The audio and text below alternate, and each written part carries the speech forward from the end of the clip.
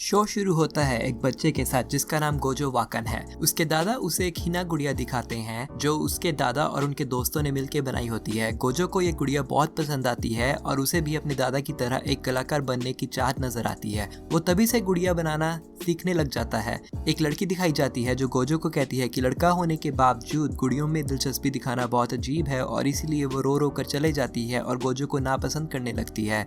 Gojo अब बड़ा हो गया है, अपने दादा के साथ रहता है और अभी भी गुड़िया बनाने में दिलचस्पी रखता है। उसे अच्छे से गुड़िया नहीं बनानी आती पर वो कपड़ों को अच्छा सिल लेता है। उसके दादा उससे पूछते हैं कि अगर उसने कोई दोस्त बनाए और गोजो उनसे झूठ बोल देता है कि उसके बहुत से दोस्त हैं। असलियत में गोजो का कोई दोस्त नहीं है क्योंकि उसे अपने बचपन का वो किस्सा याद है जब उस छोटी लड़की ने उसे अजीब कहा था और इसीलिए वो किसी को अपनी हॉबी के बारे में नहीं बता सकता है और इसीलिए उसने कोई दोस्त भी नहीं बनाए। वो इन ख्यालों में खोया ही था कि तभी मरीन की तगावा जो कि बहुत खूबसूरत लड़की है फिसल कर गिर जाती है और उसका सर जोर से गोजो की टेबल से टकरा जाता है। वो गोजो से हाल चाल पूछती है और अपनी सहेलियों के साथ बातों में लग जाती है। गोजो उस लड़की की बातें सुनने लगता है और पता चलता है कि उस लड़की को एनीमे बहुत पसंद है और अपनी इस हॉबी पर उसे नाज है। वो ये बात किसी से नहीं छुपाती और अगर कोई उसका इस बात पर मजाक उड़ाता है तो वो उसे मुंह तोड़ जवाब देती है। गोजो को लगता है कि उसकी और इस लड़की की दुनिया बहुत अलग है क्योंकि वो अपनी पसंद के बारे में बताती है और लोग उसे इस बात के लिए पसंद करते हैं। दिन खत्म हो जाता है और गोजो अकेला ही क्लास की सफाई करने लगता है।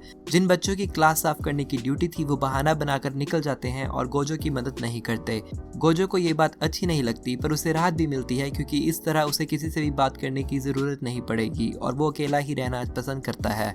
वो ये सोच ही रहा था कि तभी मरीन क्लास के अंदर आ जाती है और उसकी मदद करने लगती है। मरीन उसे कहती है कि उसे ऐसे लोगों को उसका फायदा नहीं उठाने देना चाहिए और अपने हक के लिए लड़ना चाहिए। ये बात गोजो के जहन में रह जाती है। एक रात गोजो गुड़िया के कपड़े सिल रहा होता है कि तभी उसकी कपड़े सिलने वाली मशीन खराब हो जाती है।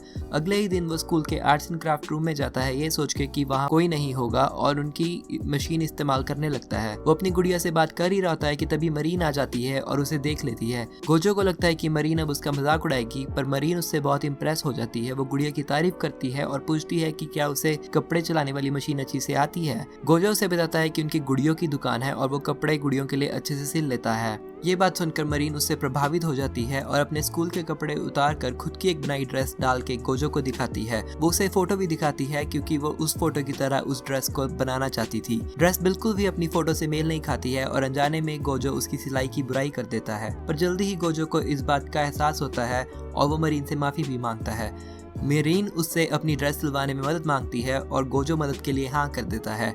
मरीन खुश होती है क्योंकि उसे ड्रेस सिलवाने के लिए मदद मिल गई और गोजो खुश होता है क्योंकि उसे बात करने के लिए नई दोस्त मिल जाती है। अगर आपको ड्रेस अप डार्लिंग का रिव्यू अच्छा लगा तो मुझे कमेंट्स में बता दीजिए और मैं और ऐसे बनाता रहूँगा।